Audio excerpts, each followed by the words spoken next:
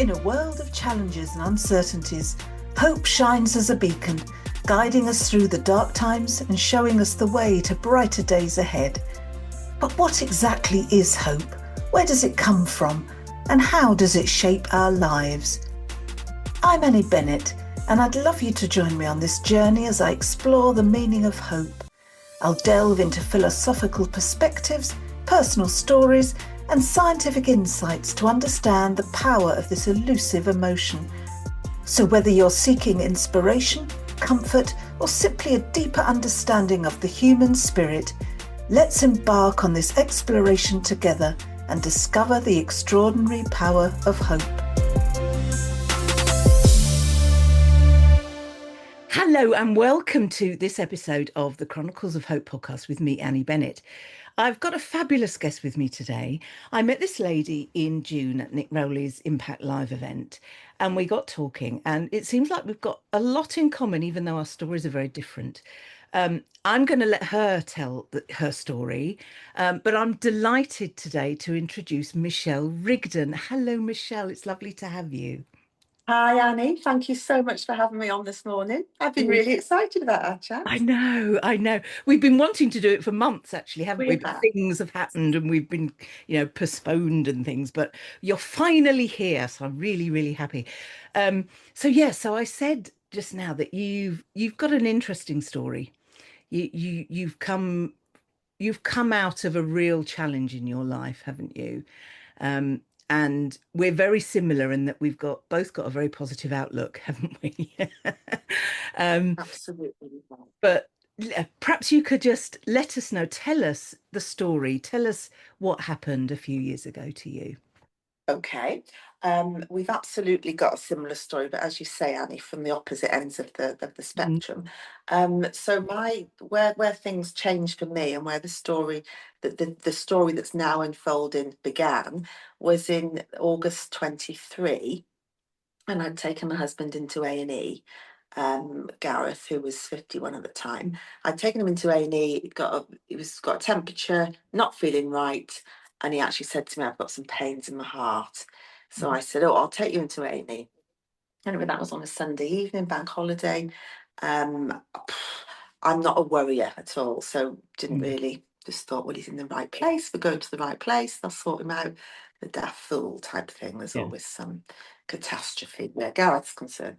Anyway, move forward to the Tuesday morning, and he rang me up. I was at home, and I actually wasn't going to go into the hospital on that day because Gareth was a workaholic, and he'd said on the Monday when I was with him, he said, "Oh, right, this needs doing tomorrow and that. Can you cover it? Can you sort it all out for me?" So I said, "Yeah, that's fine. Me and Osian, our son, Mm. will go and do that." And then I was going to call in on the Tuesday evening. And hopefully we'd have more information. It'd been a bank holiday weekend, so of course not a lot happens in hospital at Mm. that time. Anyway, he rings me on the Tuesday morning. He said, "Shell, I've got pancreatic cancer." Oh my word. So I took a deep gulp, Mm. and my son was in the room. So I just said, "Oh, okay, I'll be there as soon as I can. I'll be with you." And I was about 45 minutes away. So I said to my son, who was 14, I just said, "Oh, I need change of plan. We're not going to go and do these jobs now. I need to go and speak to the doctors at the hospital. Do you want to go to grandparents or your friends?"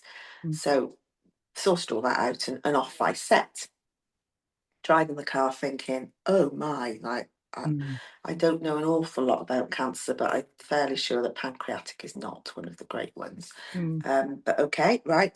So I get to the ward, and I knew which bay was on. I was just walking along the where the nurses are, and everything, all the hub of what goes on.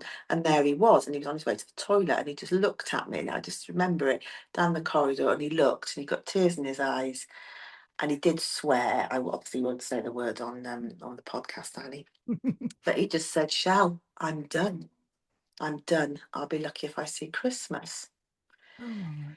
So again, there's people all around. So I just said, "Oh, you go to the toilet. You're on your way to the toilet. Go to the toilet. I'll see you back by the bed." So I made my way down to the bed, thinking, "Oh," and then his sister and my brother-in-law turned up, which was lovely.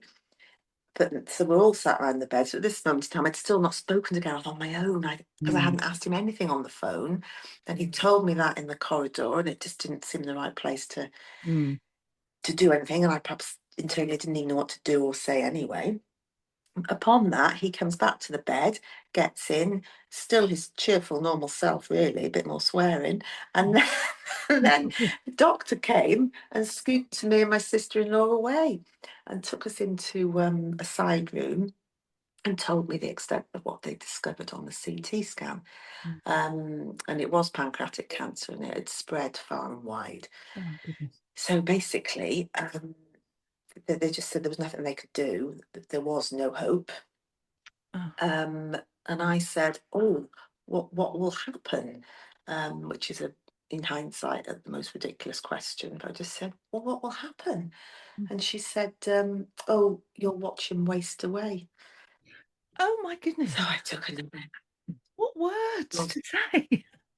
Yeah, those words stuck with me for a I long, long time afterwards. They literally, mm, I remember you saying about words rolling around in your yeah, head, and I yeah, went over and over and over them. I thought, that was so brutal. Why say it like that? that's But quite sensitive, isn't it? Wow. all this time down the line, I think I'm actually quite grateful to that doctor, Mm. because I think it was fact. Right. It was what was going to happen, and it did happen. So there was no false hope on that score. Yeah. That was fact. It was reality Mm. at the time. Anyway, so my one concern then was, well, of many concerns, was Mm. I need to tell my son, and she gave me some advice on how to tackle that. Mm. And then my daughter was actually in Australia. She'd gone 6 weeks prior to spend a year out there traveling and working. Mm. Um, anyway, I left the room, um, clearly with loads going through my mind, but I left it feeling like a different person. I'd changed, because who was I now? I Mm. wasn't a widow, but I was going to be. Mm. Um, Timescales were very sketchy, because they'd seen something on his aorta that they weren't sure what it was. So I think they thought he could have a heart attack. But the cancer was definitely in lots of places. Yeah. So not long really, but it might be 4 months. Okay. Um, so so walked out of that room thinking, I'm a widow, but I'm not quite. I'm a single parent, but I'm not quite. And I'm a carer, but I'm not quite. And I really got no idea how I'm going to do that. Yeah. Yeah. Anyway, so went back and saw Gareth, and then of course we got whooped up in the whole. Mm. Yeah, you lose a bit of time, because you Mm. go into a false sense of you're in a different planet, really, aren't you? Yeah. Oh, You just definitely. Mm. yeah, right. What next? Who do I need to speak to next? What happens here? Who do I need to tell? Etc. Etc. Etc. But um, I because of the well, I don't know if this was the reason, but I've thought about it since, because there was clearly very little time, but there was some, which was amazing. Mm. And Gareth, 100% was full to the brim of gratitude of that time. Mm. Even though it might be tomorrow, it might be next week, there was still time now to make the phone calls, to say the things, to do whatever he could do and fill the time. And that was something he was very keen on, Yeah. filling every minute with joy and positivity. And that's what Mm. he was. And he was just so grateful. And his first thing that he was really grateful for was that it was him and not his children, because he Oh. just felt that was Mm. so. Straight away it was looking at how it could be worse. Yeah. And he saw that as being much, much worse. And he also said he couldn't have coped with that. Mm. Clearly, he could have done, but he didn't. He wouldn't have ever wanted to be in that scenario. So he was grateful that it was him and not them. Mm. And he was also grateful that there seemed to be some time, Yeah. although little, but there was some. And he was feeling okay. Anyway, he was keen to get out of hospital as soon as possible, which he did. About 10 days later, he got sepsis, so that kept him in. Oh, right. He wanted to get out, and he wanted to get to the coast, a place near us called Aberdyfi, which is in mid Wales, which is a favourite spot. And that's since become a really nice location for us to remember and go, and it's fab. Yeah, we got to go there, the two of us, and we got to go with family, extended family, friends. We crammed a lot into those. We did get the 4 months in the end. You did. Good. Yeah. So so when in that doctor's room I was told there was no hope, and that was my interpretation of it, Yeah. that was when I thought, probably as I walked out, hold on, but Yeah. there is hope. There's hope that now we can do it our way. And Gareth had said that he didn't want to die in hospital, he wanted to die at home, and he wanted to have fun, and he wanted to make it, he said, it's a short time, I want to make it a good time. So that was the hope we had. Yeah. So hope didn't go, it just changed.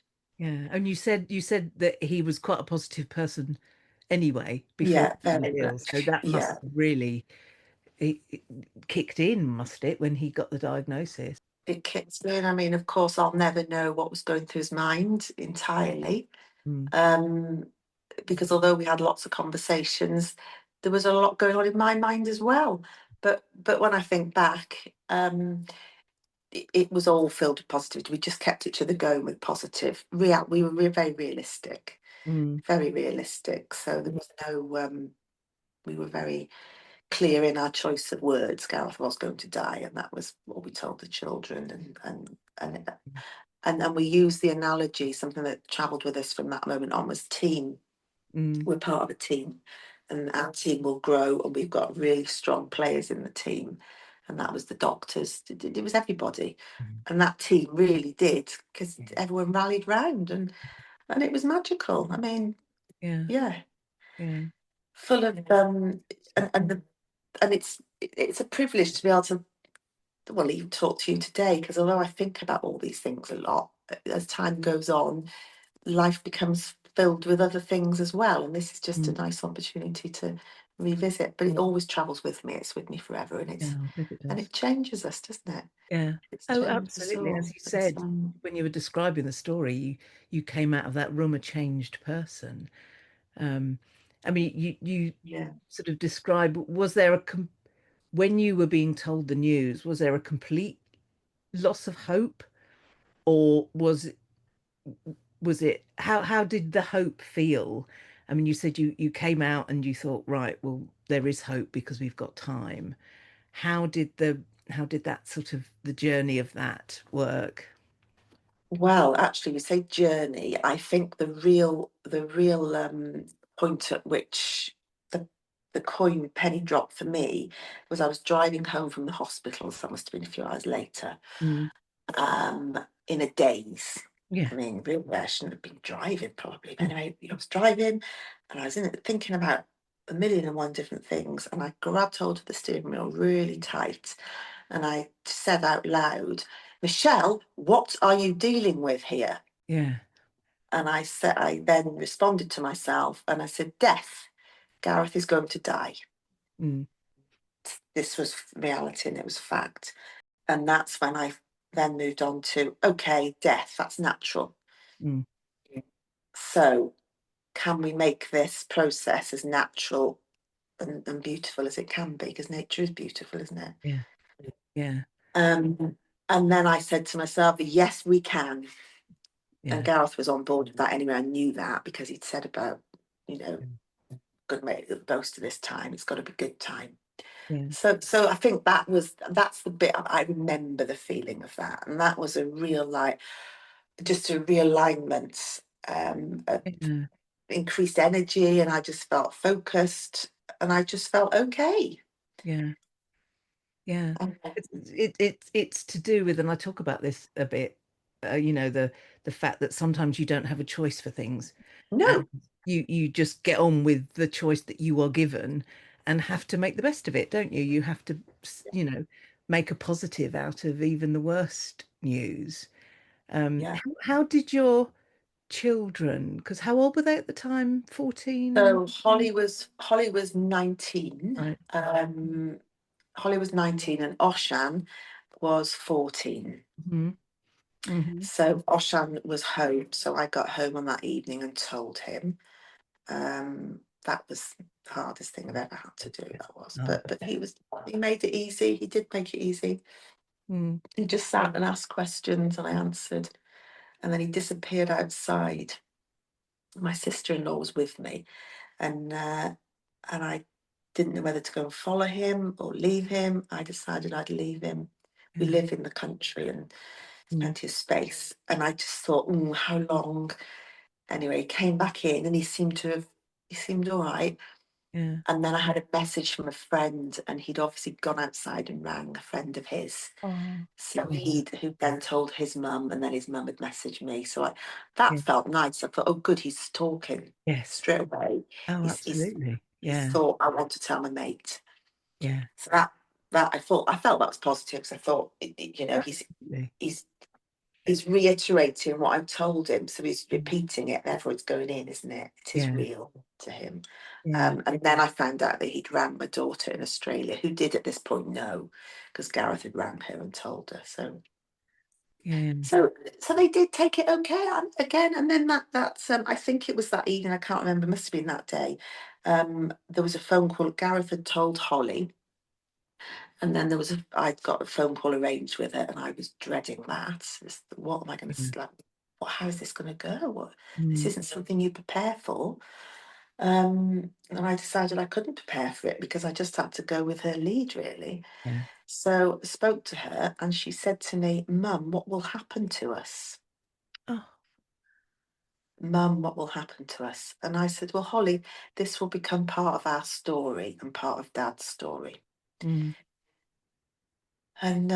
And I said, "And we won't be the only family, and Dad won't be the only person that's been in this situation and has this as part of their story. We're not the only people." I said, "And we will go and find other people that are in that situation, and they'll help us, and we'll help them." Mm. And I don't know where that came from, but that's exactly what has happened and is Mm. happening, and I see happening way into the future. Yeah. Yeah. Yeah. And something that I was really comforted by was that Holly had gone to Australia with a friend, Emily, who she'd met in college a couple of years before. Mm. And Emily had lost her dad to cancer, I think, maybe 4 or 5 years prior. Mm. So, and she was with Emily, after receiving that news of her dad, which she couldn't have been. I mean, she could have been in a better location, not halfway Yeah. around the world, but she But was so with the right person. yeah, That's just someone who got it. Yeah. someone who really got it. Yeah, Mm. yeah. Oh, what a So, lovely. so that and that comfort that made me feel comfortable Yeah. because I knew, and yeah. Yeah. So then she did come home. She surprised us, and she was home about 4 days later. Oh. Well, you Yeah. would, wouldn't you? You couldn't Yeah. stay away, could you? In those No, circumstances. no, Oh my goodness me. So were they? Obviously they knew what the diagnosis was and what was going to happen, but within all that, was there lots of hope in there as well? there In that was, time? there was Annie. Mm. There was, because our hopes were that we would have fun, Yeah. that Dad wouldn't be in pain, that we'd see that our team would grow, and that we'd just make memories. Yeah. It's so important, isn't it? The memory thing. Definitely. Um, Definitely. yeah, and that did that, and we and Gareth was keen to keep living until there was no life left. Yeah. So he did. Yes, it looked different. It Yeah. was at a different place, and Mm. he began to look very different. Mm. But it was still him, and yeah, the hope was there. Yeah. And then when he wanted to see Chris, well, yeah, he did want to see Christmas. He'd been told, hadn't he, when he was diagnosed, "You'll be lucky if you see Christmas." Mm. Mm. And he was lucky. We were lucky, and Mm. he saw Christmas. Oh, So yeah, he passed away on the 27th of December. oh gosh. Do you think So there's an element of I need to make Christmas? Yeah. yeah, Yeah. and he'd said like weeks before, "I'm going to have some champagne on Christmas Day. I'm going to have Oh, some bubbles," and he did. yeah. Oh. But you're absolutely right, Annie. I think there was that just sheer will that I am going to stay for Christmas, because he said, on this Christmas was Monday, and he said to me on the Saturday, "Shell, what day is it?" I said, "Oh, it's Saturday, love," and he went, "Oh." Oh, bless. Oh. He knew Christmas was Monday. So I Oh, think he was thinking, oh dear Lord, I got to hang on 2 days. hang on a bit But, more. Oh, but he did, and it was amazing, really. And he even didn't leave us on Boxing Day. He waited till the Wednesday night.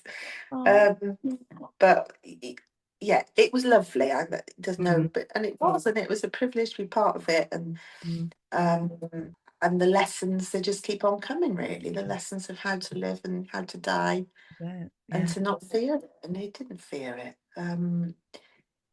Yeah, there were yeah. lots And of I times. love your. We were talking earlier before we started about your sort of purpose now is to it's grieving but with joy. And you talked to me a bit about, being in some, online groups and things, um, Yeah. trying to spread the fact that you can grieve, but there can be joy in there as well. So tell me a little bit about that. Tell me what you're doing. So of course, when you're spending time with somebody that's life is nearing its end, Mm, there are clearly things that they didn't have time to do. mm, Um, and then in that short space of time he had left, he wanted it filled with fun mm, and positivity and smiles and plans. And so, and that he'd held on for Christmas, mm, which is a time of joy anyway, isn't it? So mm. how could we possibly, how could I felt like I was now running this ship, a very unsteady ship. I don't know where we're going, which way we're sailing, but Yeah. I do need to get hold of the steering wheel and we need to go somewhere. And we need to stay afloat, all of us, on every level. So how can I be doing that's got to be done with joy? How can it not be? That would just be dishonouring Gareth in every way, I felt. Mm. Um, and also when he passed, sorry, I'm digressing, I will come back to the answer in the No, no, question, go Annie. The day that he passed, the moment he passed, like after he passed away, um, I hadn't planned that because I was just going with the flow. I didn't know for definite that he'd passed away at home, and I hadn't totally committed to it because I didn't know how it was going to look. Um, Mm. I was just focusing on keeping everything nice for Yeah, everybody all the time. yeah.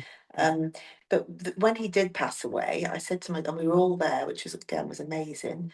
Mm. And it wasn't planned. We didn't have any warning really. Gareth told my son, he said, "I'm going to die tonight," and he Oh, did. my word. Yeah, and Holly'd gone into the room. We didn't do the whole bedside vigil. We were very different. Life was going on, and Yeah.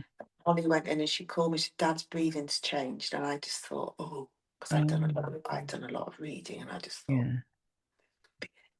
um, and we all got gathered in there, and he went, Mm. but we were holding him, talking to him, and it was all lovely.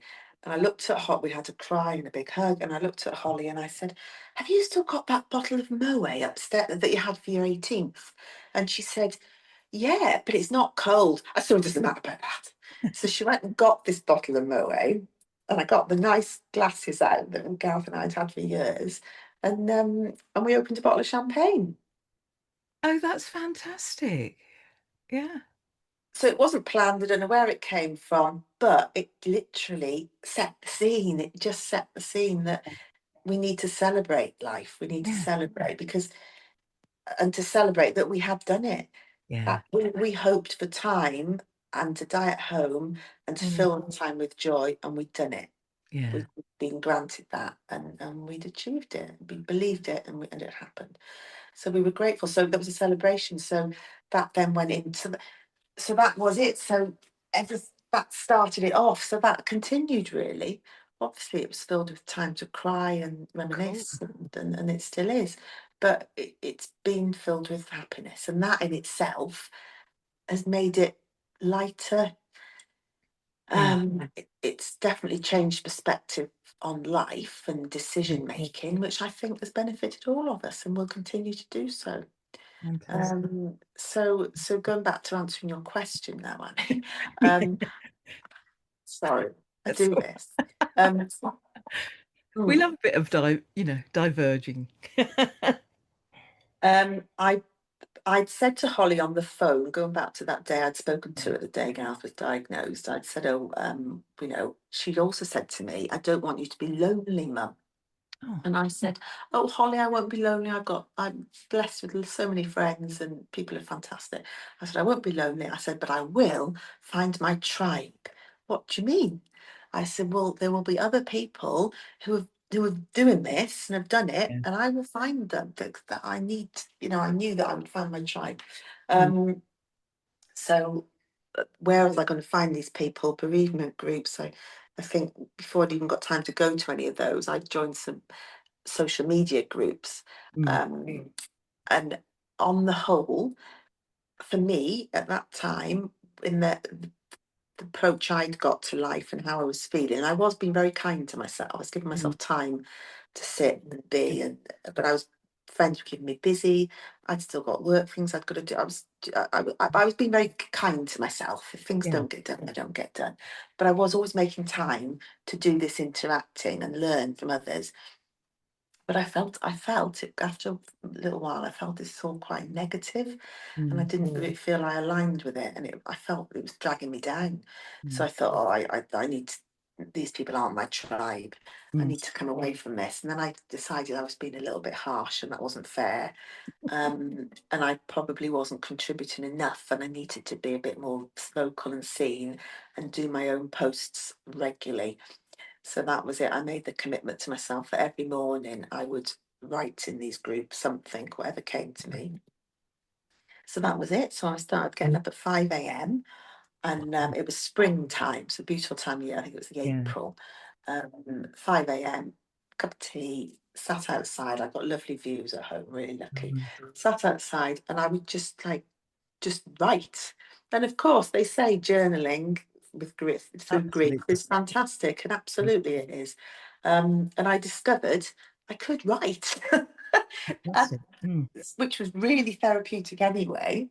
Um, but it was just a way of getting my thoughts that I had been explaining to people, and I don't think they quite understood. But I was able to get my thoughts into words, mm, um, and it was all there was positivity spread through it because I couldn't do it any other way. mm, Um, and I had life left. Gareth didn't have life. I mm, had it left. It was my mission now to make the most of it. yeah. Um, and life is joy, isn't it? Absolutely. What was the response to your writing in these groups? The response was lovely. Lots of people Yeah. enjoyed it, but not everybody. And some people would respond, had responded, and I got myself into trouble. I got taken off some groups. No. I got asked to not post so often in some groups, and not to go. Some groups have got subgroups, Yeah. and I was requested not to post in all of the subgroups, only one group, because it was overfilling the feed with positivity, basically. Oh my word. That's an Oh, interesting take, isn't it? That's an interesting take. I mean, I must admit that since my diagnosis, I've steered clear of support groups because for right. the Well, very, that's really I don't interesting. want to be, I don't want to be part of, I've got real sympathy for anyone that's going through what I'm going through and hasn't got my positive Absolutely. mindset. Um, but I don't want to be brought down by it. Sorry, I don't. you know, I want to, have my positive attitude and spread what I'm, spread the joy that I'm spreading, as you have done. You've obviously Yes. taken You don't, the positive. and Mm, you don't want to be defined by your illness, do you, Annie? That it's no. part of you. It's part of your story, Mm. but it's not the whole of Annie Bennett, is it? No, no, gosh, no. Those No, that know God, me are no. chuckling now. Yes. I've not known you very long, but I can tell that. Yeah, I think you're right. I think I should think that people in your position, it would be really easy to slip into the definition of me is widow, and that's all I am. Uh, Whereas Yeah, you're obviously far more than that. Um, absolutely. yeah, so yeah. Well, I met Gareth when I was 20. We had 31 years together. We were married just under 25.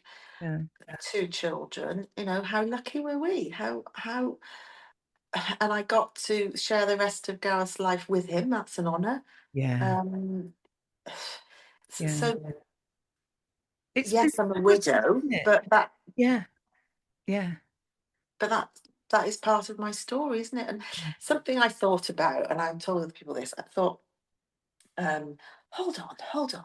So when I was walking up the aisle to marry Gareth back in 1999, if somebody had stopped me and said, hold on a minute, Michelle, you do realise, don't you, that by carrying on down there, marrying that man, you put yourself in a position where there's a 50% chance you'll become a widow? Yeah. I would have just looked at them and thought, are What you are you upset? talking What are you talking about? about? Get out of my way. And Yeah. I just sat down there and I'd have said my vows, wouldn't I? Yeah, yeah. So, we know it's like death, cancer, illness, losing somebody. We know this happens, and we're not immune to it happening to us, are we? I know. I But know. but we live our lives with all in that knowledge, and it happens around us. We support other people that it happens to. There's no reason why it can't happen to Yeah. us. But in Absolutely. amongst all of it, life goes on. Yeah. And Yeah. Gareth said that. He said that to the children, life will go on. Life doesn't stop for anybody. And it's true. Yeah. It changes and it can Absolutely. slow down and it can take a Mm. different route. But life doesn't stop. So and grief is surely with us for life because we've all lost Absolutely. somebody or lived Absolutely. lived through a period in life. Yeah, so it's with us. So is there anything wrong in being positive and joyful Absolutely. at every stage? It can just look different. Yeah, absolutely. Yeah. People say to me, "Oh, it's amazing you're so positive, Annie." I say, "Well, what's the alternative? Have I got to Yeah. sit and be miserable for, until I finally demise?" I really don't fancy that, actually.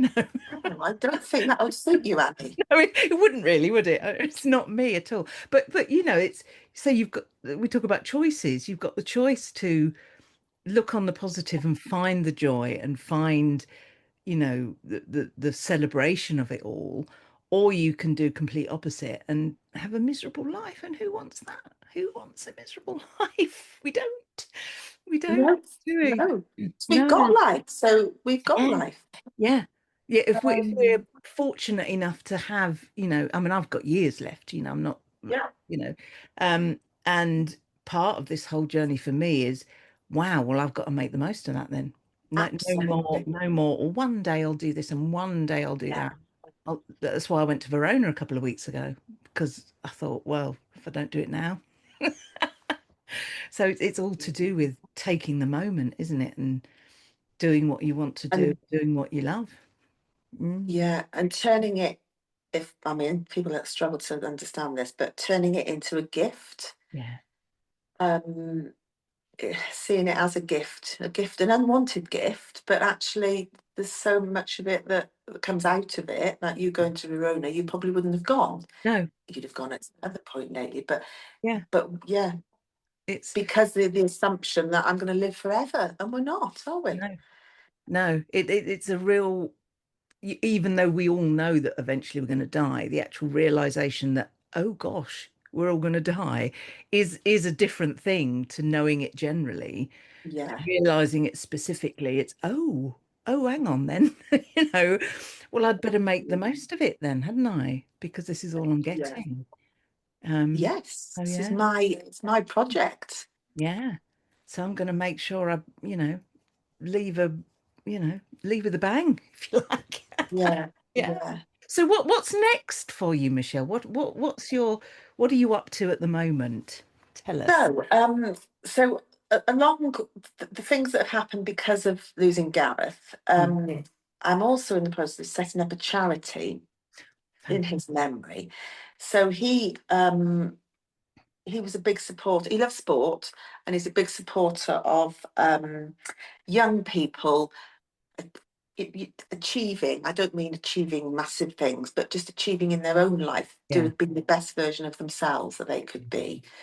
And he spent some time working with children that hadn't had the best starts in life, so trauma on various levels. Mm. And he would have liked in later life, in retirement, when funds and time allowed, he wanted to make a difference. He didn't yet know how, but he Yeah. wanted to make a difference because he felt that actually he'd seen children in the care system Mm. get to 18 and they were there swiped off the care system, and Yeah. I don't understand it all, Annie, but Yeah. Yes. that annoyed him or bothered him Mm. slightly, and he always said there's got to be something I can do, but it wasn't the right time in life. Anyway, so what I want to do is continue that in his memory because it feels positive. Yeah. He also did say to me, "Everyone gets forgotten, Shell." And I said, "Oh, Gareth, on my watch, you will not get forgotten." No, it doesn't sound like he will, no. So that for me, that was a way of doing something that Gareth would have liked to have done. And of course, it will mean that he won't get forgotten. And I also thought it was a positive for Holly and Osian.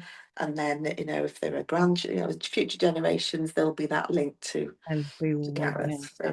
So I'm in the early phases of that. So it's basically to help young people that have been through trauma or are experiencing trauma on whatever level. And it's to offer a service that's bespoke to the individual. So really getting into that individual to make a difference is the key. So not a cover-all solution, just work it. So even if we only get to work with a small number of people over a period of years, it's still, if it's made a difference to just a small number, that then the knock-on effect to their friends and family and the rest of their lives becomes massive, rather than throwing the same thing at loads of people. I don't want to do it like that. Yeah. I've got a lot to learn, and I need help and I need direction, but that's my vision.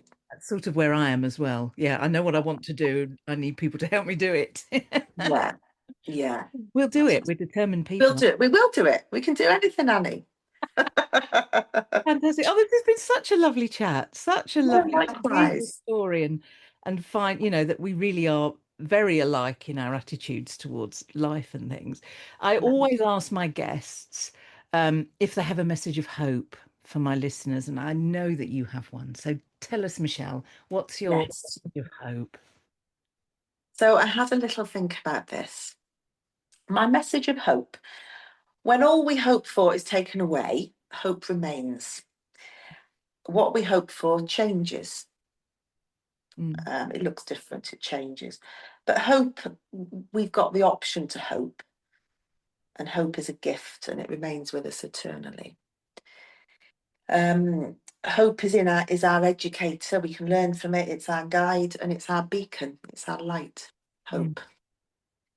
Oh, that's just lovely. Just lovely. It really is. Everything is just so true, isn't it? It's hope is the light, isn't it, that leads us on. So fantastic. Yeah, and I think it travels well with gratitude. That was something that we dug deep, but we didn't have to dig deep because it was all around us, but we focused on it, and I still focus on it. So if I am ever thinking, oh, hang on, what have I got to be grateful for? And of course, the list is never ending. And joy. And joy, and that brings joy, and then the joy arrives, and you can't miss it because you're tuned to it.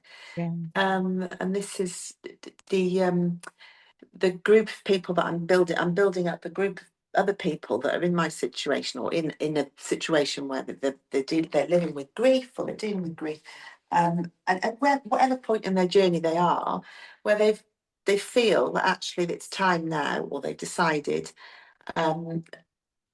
to focus on the gratitude and pick up all the broken bits, carry them with them, put them in their rucksack. They're part of them. There isn't a time at which it all goes away and sorts itself out, because you will always have lost that person. You will always have lived with that person. You'll always have the memories. That isn't going to go away. And why would you ever want it to? So pick it up and travel onwards and seek that joy, because it's there. Fantastic. What a lovely thing to end on. Michelle Rigden, it's been an absolute pleasure talking to you today. Thank you so much for being with me. Thank you. Thank you for having me on, Annie. I look forward to chatting again. Thank you for listening to the Chronicles of Hope podcast with me, Annie Bennett. I hope you found inspiration, comfort, or perhaps even a newfound perspective around the meaning of hope. To find out more about the aims of the Chronicles of Hope organisation, please visit thechroniclesofhope.org, where you will find links to our social media accounts and where you will be able to make a much needed and appreciated donation. Thank you.